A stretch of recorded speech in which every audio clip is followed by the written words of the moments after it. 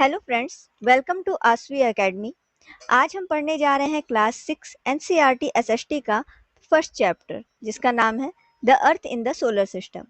इस लेक्चर में हम कवर करेंगे celestial bodies, constellation, pole star, planets, sun, Earth, moon और साथ ही साथ एस्टेरॉइड्स और मेटेरॉइड्स के बारे में। तो आइए शुरू करते हैं। हम आसमान में रोज सूरज, चांद, तारे ये सभी देखते हैं। तो आइए आज इसी के बारे में हम स्टडी करेंगे। सबसे पहला टॉपिक है celestial bodies. The sun, the moon and all those objects shining in the night sky are called celestial bodies. सूरज, चांद और रात में वे सभी वस्तुएं जो हमें चमकती हुई दिखाई देती हैं वो क्या कहलाती हैं? Celestial bodies. Celestial bodies means, आप इसको सेलेस्टियल बॉडीज को हिंदी में कहेंगे खगोलीय पिंड। ठीक है। Some celestial bodies are very big and hot. They are made up of gases. कुछ celestial bodies जो होती हैं वो आकार में बहुत बड़ी होती हैं और गर्म भी होती हैं। वो बनी किससे होती हैं? गैसेस से बनी होती हैं। They have their own heat and light. उनके पास अपनी खुद की हीट होती है, लाइट होती है जिसे वो emit करते हैं। लिखा है ना, which they emit in large amounts. These celestial bodies are called stars. ऐसे सेलेस्टियल बॉडीज को हम क्या कहते हैं? स्टार्स। तो स्टार किसे कहते हैं? ऐसे सेलेस्टियल बॉडीज जो कि आकार में बहुत बड़े होते हैं, गर्म होते हैं और बने किससे होते हैं? वो गैसेस से बने होते हैं। उनकी खुद की हीट होती है और लाइट होती है और वो उस हीट और लाइट को एमिट करते हैं लार्ज अमाउंट में। ओके, एमिट मतलब उत्सर्जित करते हैं। ठीक है। फिर क्या है? The sun is a star. Sun क्या है? सन भी एक स्टार है। सूरज एक तारा है। ऐसा क्यों कहते हैं? अभी हमने स्टार्स की प्रॉपर्टी पढ़ी थी ऊपर। स्टार्स क्या है? वो बहुत ही बिग होते हैं एंड हॉट होते हैं। सूरज को देखिए, सूरज भी आकार में बहुत बड़ा है और गर्म है। वो भी बना हुआ है गैसेस से। उसके पास भी अपनी खुद की हीट है और लाइट है जिसे वो एमिट करते हैं। हम अर्थ से उसकी हीट और लाइट को सेंस भी कर सकते हैं, हम फील करते हैं उसकी गर्मी को। ठीक है, okay. Countless twinkling stars in the night sky are similar to the sun, but we do not feel their heat or light, and they look so tiny because they are very, very, very far from us. आकाश में हम रात में बहुत सारे टिमटिमाते हुए तारे भी देखते हैं।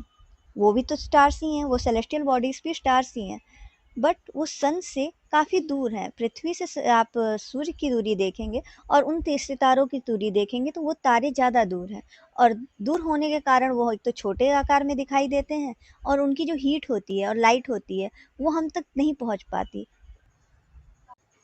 कॉन्स्टेलेशन यानी कि नक्षत्र मंडल।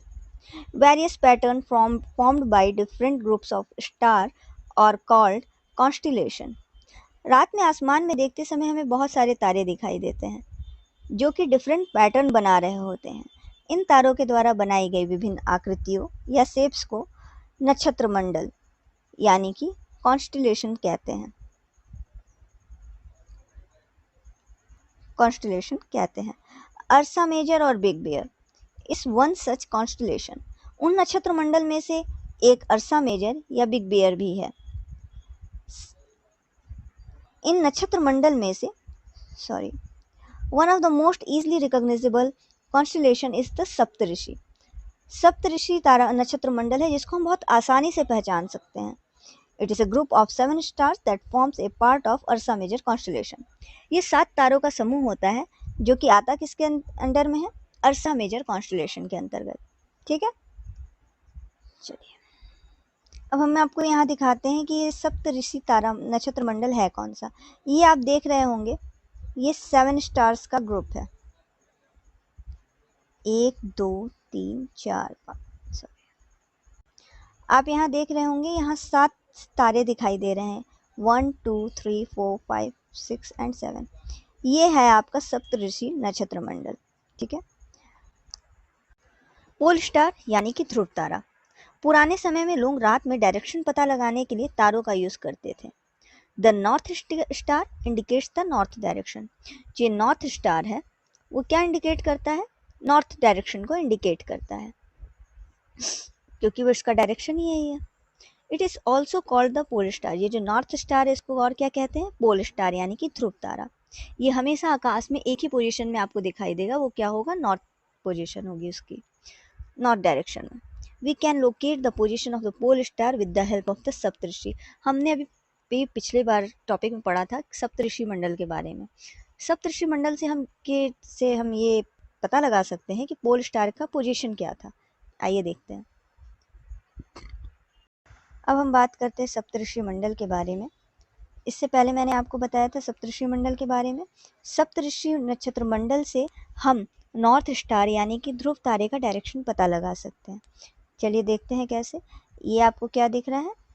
ये है आपका सप्तऋषि मंडल। यहाँ पे 7 स्टार्स का ग्रुप है। चलिए अब हम इसको मिलाते हुए आगे बढ़ते हैं। 1 2 3 4 5 6 7। अब ये देखिए किस डायरेक्शन में को इंडिकेट करता है? नॉर्थ स्टार को, नॉर्थ डायरेक्शन को। ये क्या है? ये है आपका ध्रुव तारा, पोल स्टार। ओके, सप्तऋषि मंडल, ध्रुव तारा। सप्तऋषि मंडल को अब आप जब इसके सातों स्टार्स को के ग्रुप को आप मिलाते हुए आगे बढ़ेंगे तो ये ध्रुव तारे की ओर इंडिकेट करता है। ओके, चलिए अब आगे बढ़ते हैं। Some celestial bodies do not have their own heat and light. They are lit by the light of stars. Such bodies are called planets. अभी हमने लास्ट टॉपिक में पढ़ा था ऐसे सेलेस्टियल बॉडीज जिनके पास अपनी हीट और लाइट होती है, वो क्या कहलाते हैं? स्टार्स। बट अब हम प्लैनेट की बात कर रहे हैं, तो यहाँ पे क्या होगा? ऐसे सेलेस्टियल बॉडीज जिनके पास अपना हीट और लाइट खुद का नहीं होता है, वे तारों की चमक से चमकते हैं। वो तारों की लाइट से उनमें चमक आती है। जैसे कि आप कहेंगे पृथ्वी। पृथ्वी क्या है? एक प्लैनेट है। उसकी अपनी खुद की लाइट नहीं है, ना ही उसकी खुद की हीट है। सच बॉडीज आर कॉल्ड प्लैनेट्स। ऐसे बॉडीज क्या कहलाते हैं? Planet.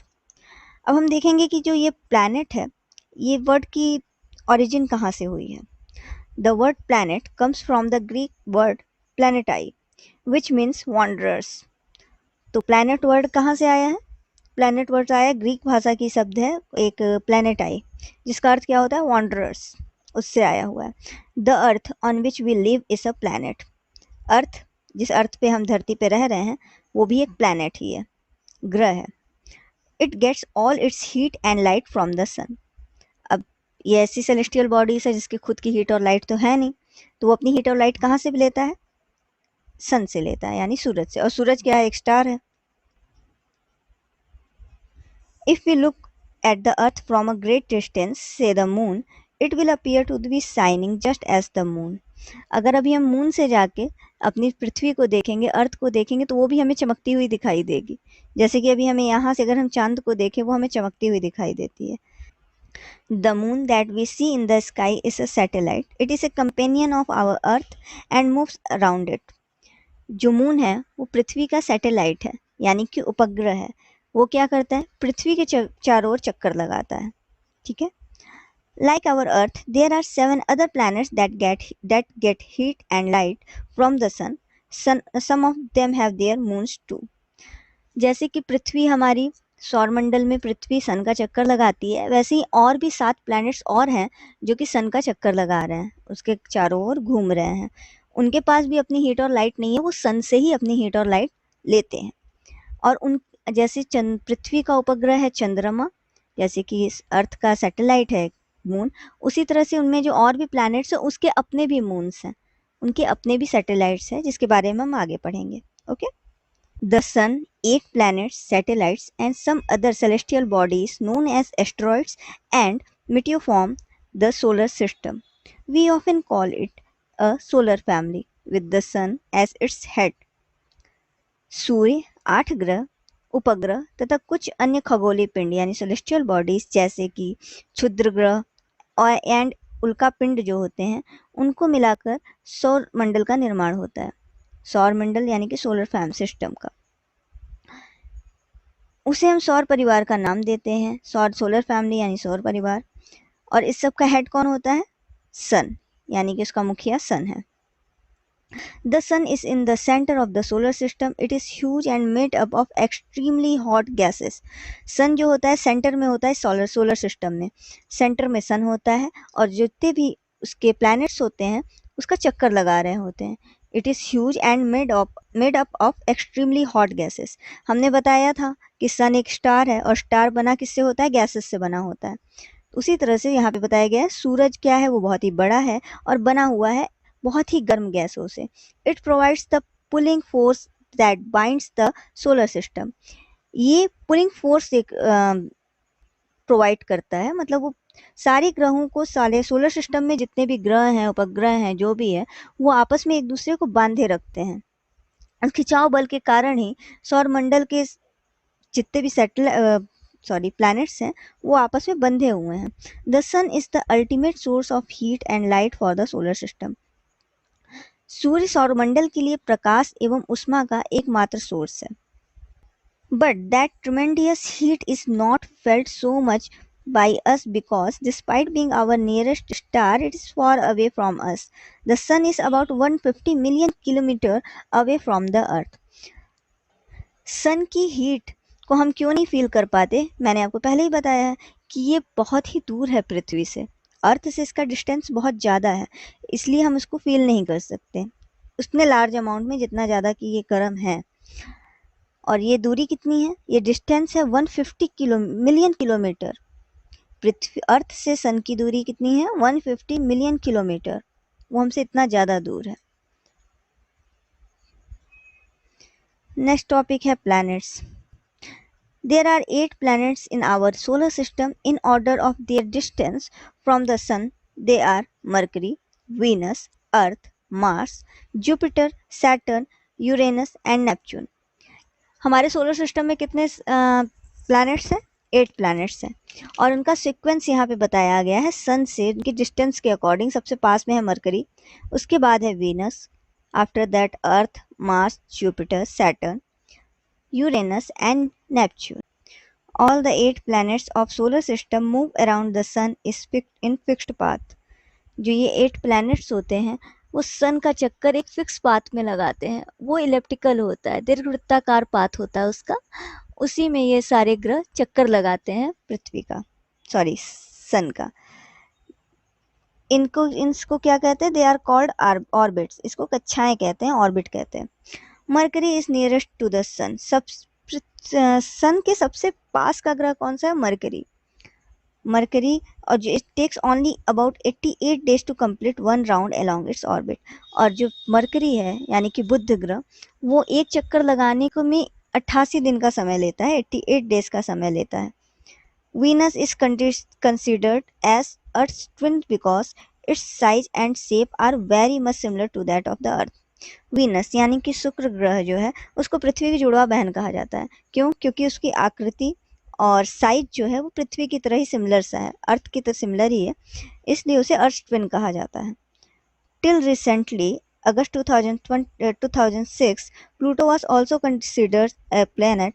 However, in a meeting in the International Astronomical Union, a decision was taken that Pluto, like other celestial bodies discovered in recent past, may be called dwarf planets. कुछ समय पहले Pluto भी 9 ग्रहों में से एक था जिसको अब हटा दिया गया, उसे ग्रहों की सीरीज से हटा दिया गया है। अब उसे ग्रह नहीं माना जाता, उसे बौना ग्रह कहते हैं। देखिए यहाँ पे इस फिगर में आपको दिख रहा होगा mercury, Venus, Earth, Mars, Jupiter, Saturn, Uranus, इन सब को देखिए दीर्घवृत्ताकार कक्षाओं में घूम रहे हैं। ये देखिए, ये इसकी पाथ, इसे ही ऑर्बिट हम कहेंगे। इन ऑर्बिट्स में सारे जो प्लैनेट्स हैं वो चक्कर लगाते हैं। सबसे पास में क्या है आपका? मरकरी, फिर वीनस है, फिर अर्थ है, फिर मार्स है। इस तरह से ही सारे जो प्लैनेट्स होते हैं वो सन का चक्कर लगा रहे होते हैं। ओके, चलिए अब नेक्स्ट टॉपिक पे आते हैं। हम अब बात करेंगे अर्थ की। अर्थ सन से थर्ड नियरेस्ट प्लैनेट है। फर्स्ट नंबर पे हम देखेंगे क्या है? मरकरी यानी कि बुध। सेकंड पे है वीनस यानी शुक्र। थर्ड नंबर पे आता है अर्थ, जहां हम रहते हैं। और अगर हम साइज की बात करेंगे तो ये 5th लार्जेस्ट प्लैनेट है इन 8 प्लैनेट में। मतलब सबसे बड़ा प्लैनेट की अगर हम बात करें तो वो क्या है? जुपिटर यानी कि बृहस्पति। अभी हम साइज की बात कर रहे हैं। सबसे बड़ा प्लैनेट क्या है? जुपिटर है। और सबसे छोटा प्लैनेट की अगर हम बात करेंगे तो वो है मरकरी यानी कि बुध। सबसे छोटा मरकरी, सबसे बड़ा क्या है जुपिटर। और अर्थ की पोजीशन हम देखेंगे तो 5th नंबर पे आता है साइज के अकॉर्डिंग। ओके, अब हम बात करेंगे अर्थ के बारे में। कहा जाता है कि ये पोल्स पर थोड़ा झुकी हुई है, अपनी ध्रुवों पर झुकी हुई है और चपटी है। That's why its shape is described as a geoid. इसके शेप को क्या कहते हैं? Geoid. Geoid means earth like shape. Conditions favorable to support life are probably found only on the earth. इन 8 ग्रहों में देखेंगे, इन 8 प्लैनेट्स में केवल जीवन कहाँ है? पृथ्वी पे है, अर्थ पे है। क्यों? हमें जीवन जीने के लिए क्या चाहिए? जल यानी वाटर, एयर और ऑक्सीजन। ये सभी कहाँ मिलता है? धरती पे ही मिलता है। The Earth is neither too hot not too cold. Earth ना ही बहुत गर्म है ना ही बहुत ठंडा। It has water and air which are very essential for our survival. हमारे जीवन जीने के लिए वाटर और एयर दोनों ही इम्पॉर्टेंट है, उसके बिना जीवन की कल्पना नहीं की जा सकती। The air has life supporting gases like oxygen. Because of these reasons, the earth is a unique planet in the solar system.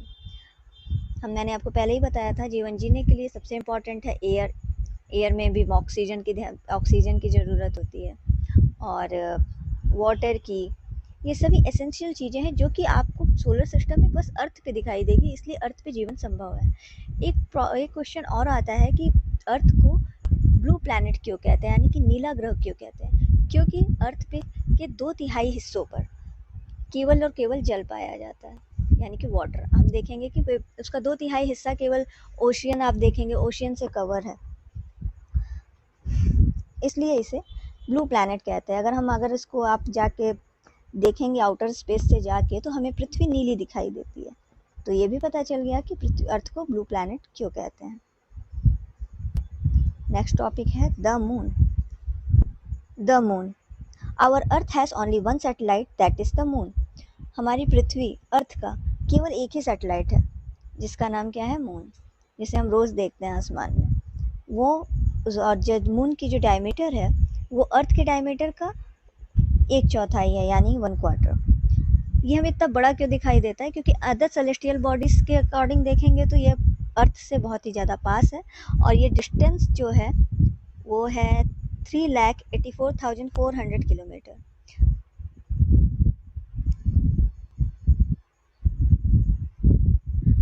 अब ये देखेंगे कि जो मून है, जैसे कि अर्थ क्या करता है? सन का चक्कर लगा रहा है, उसी की तरह मून क्या करता है? पृथ्वी का चक्कर लगाता है। वो पृथ्वी का तो चक्कर लगाता ही है, साथ पे वो अपने एक्सिस पर भी घूम रहा होता है। और पृथ्वी का एक चक्कर लगाने में चंद्रमा को कितना समय लगता है? 27 डेज, 27 दिन में वो अपना एक चक्कर पूरा करता है। और एक अपने एक्सिस में जो वो एक बार घूमता है उसमें भी वो उतना ही दिन लेता है, यानी कि 27 डेज। इसीलिए हम देखेंगे कि हमें मून का केवल एक ही हिस्सा दिखाई देता है। अब मून पे जीवन जीने के लिए भी कंडीशंस फेवरेबल है नहीं, इसलिए वहाँ पे लाइफ भी नहीं है। वहाँ पर क्या देखा जाता है? वहाँ पे माउंटेन्स है, प्लेन्स है और कहीं कहीं गड्ढे भी हैं। This cast shadow on the moon surface. Asteroids, बहुत छोटे छोटे पिंड जो कि मार्स और जुपिटर के बीच में सन का चक्कर लगा रहे होते हैं, उन्हीं को कहते हैं asteroids. Scientists are of the view that asteroids are part of a planet which exploded many years ago.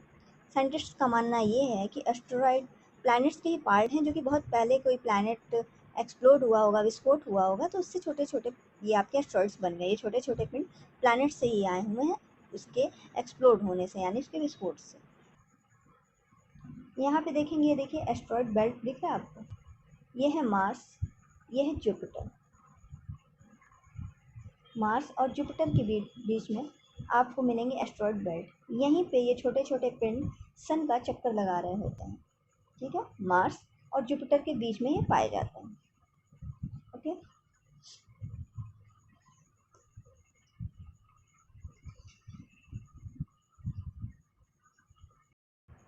meteoroids, the small pieces of rocks which move around the sun are called meteoroids. Sometimes these meteoroids come near the earth and tend to drop upon it. कुछ छोटे-छोटे rocks, पत्थर के चट्टानों के छोटे-छोटे pieces भी होते हैं जो कि सन के आसपास चक्कर लगा रहे होते हैं। कुछ कभी-कभी ऐसी कंडीशंस आती है कि वो अर्थ के काफ़ी नज़दीक आ जाते हैं। अब अर्थ की होती है अपनी ग्रेविटी, उससे वो जो आपका रॉक है वो अर्थ की तरफ गिरने लगता है, उसकी ग्रेविटी की वजह से वो उसके नज़दीक जाता है। और हमारे एटमॉस्फेयर के कारण जब वो हमारे एटमॉस्फेयर में एंटर करता है तो वहाँ पे क्या होता है, फ्रिक्शन जनरेट होता है। और फ्रिक्शन जनरेट होगा तो वहाँ पे हीट होती है जनरेट, जिसकी वजह से उन जो रॉक्स होते हैं वो जलने लगते हैं।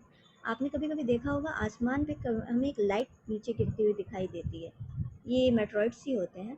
समटाइम्स क्या होता है कि वो sometimes a matter without being completely burn on the earth.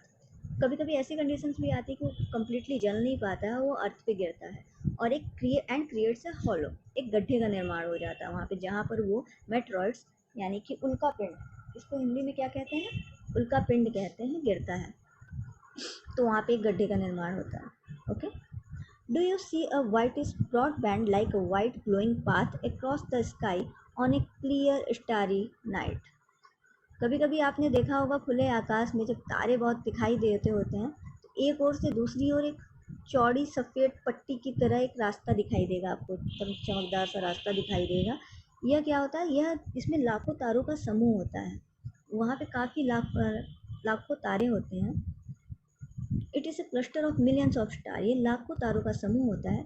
This band is the milky way Galaxy, और जो हमें ये बैंड, ये एक रास्ता दिखाई देता होता है, उसे क्या कहते हैं, मिल्की वे यानी कि आकाश गंगा कहते हैं।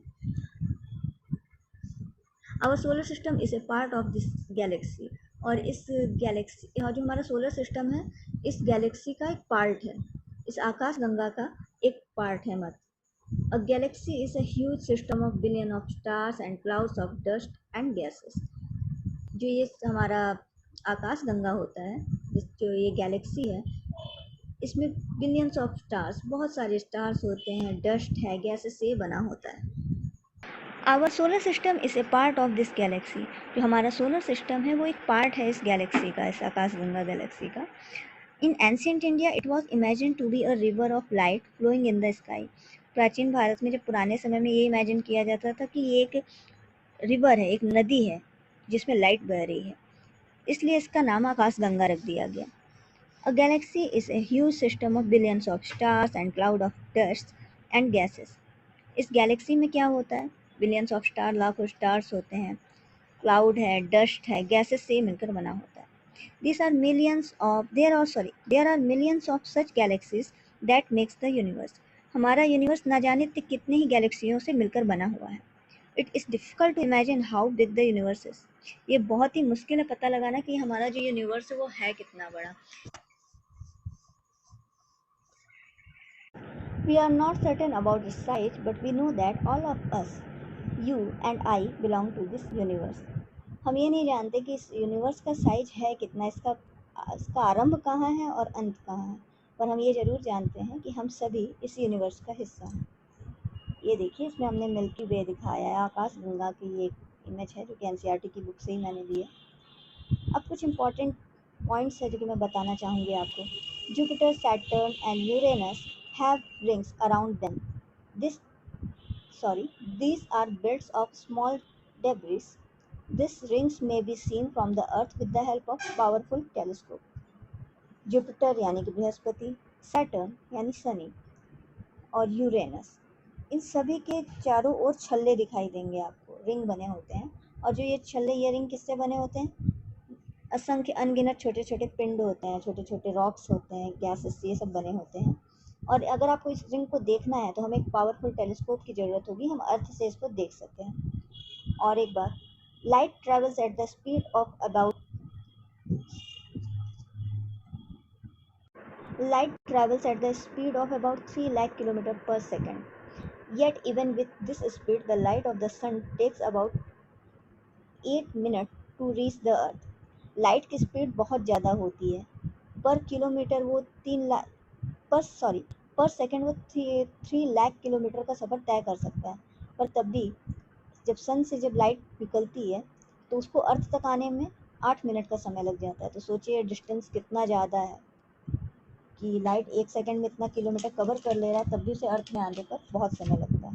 Neil Armstrong was the first man to step on the surface of the moon on 20th July 1969। Neil Armstrong पहले ऐसे व्यक्ति थे जिन्होंने चंद्रमा के सरफेस पे, मून के सरफेस पर अपना कदम रखा था। वो डेट क्या थी? 20 जुलाई 1969। A satellite is a celestial body that moves around the planet in the same way as the planets move around the sun। मैंने आपको बताया ही है कि आपकी जो सैटेलाइट होती है वो क्या करती है, प्लैनेट्स के चारों ओर चक्कर लगाती है, ठीक उसी तरह जैसे कि प्लैनेट सन का चारों ओर चक्कर लगा रहा है। A human made satellite is an artificial body. हम इंसान भी सैटेलाइट्स बना रहे हैं, वो कि आर्टिफिशियल होता है। It is designed by scientist to gather information about the universe और फॉर कम्युनिकेशन। ये सैटेलाइट्स क्यों बनाई जाती है? सैटेलाइट्स इसलिए बनाई जाती है कि हम यूनिवर्स के बारे में डाटा कलेक्ट कर रहे होते हैं, हम यूनिवर्स को और जानने की कोशिश कर रहे होते हैं। एक और बात, जैसे हमने देखा कि सन की लाइट को अर्थ पर आने पे कितना मिनट लग रहा है, 8 मिनट का समय लगता है। उसी तरह अगर हम मून से देखेंगे, मून की लाइट को धरती पर आने पर 1 मिनट 3 सेकंड का समय लगता है। तो क्या देखा, अगर सन की लाइट जो आ रही है अर्थ पे वो कितना समय ले रही है, 8 मिनट का समय ले रही है। 8 मिनट 3 सेकंड भी कुछ जगह कहा जाता है। और वही मून की लाइट जो धरती पर अर्थ पर आती है वो कितना समय लेती है, 1 मिनट 3 सेकंड। हम बात करेंगे इनर प्लैनेट्स और आउटर प्लैनेट्स की। सन के जो सबसे पास 4 ग्रह हैं, जैसे कि mercury, Venus, earth and Mars, ये इनर प्लैनेट्स कहलाते हैं और ये रॉक से बने होते हैं, चट्टानों से बने होते हैं। अगर हम बात करें आउटर प्लैनेट्स की, तो वो क्या है? जुपिटर है, सैटर्न है, यूरेनस है और नेपच्यून है, ये आपका इस साइड में। ये चारों ग्रह आपके हैं आउटर प्लैनेट्स, जो कि बने होते हैं गैसेस से। मैं आशा करती हूँ कि आप सबको ये सारे टॉपिक्स बहुत अच्छे से समझ में आए होंगे। अगर आपको ये लेक्चर अच्छा लगा हो तो इस वीडियो को लाइक कीजिए, अपने दोस्तों के साथ शेयर कीजिए और ऐसे ही और एनसीईआरटी बेस्ड मटेरियल के लिए इस चैनल को सब्सक्राइब कीजिए और बेल आइकन को प्रेस कीजिए। तो मिलते हैं नेक्स्ट वीडियो में। Thank you.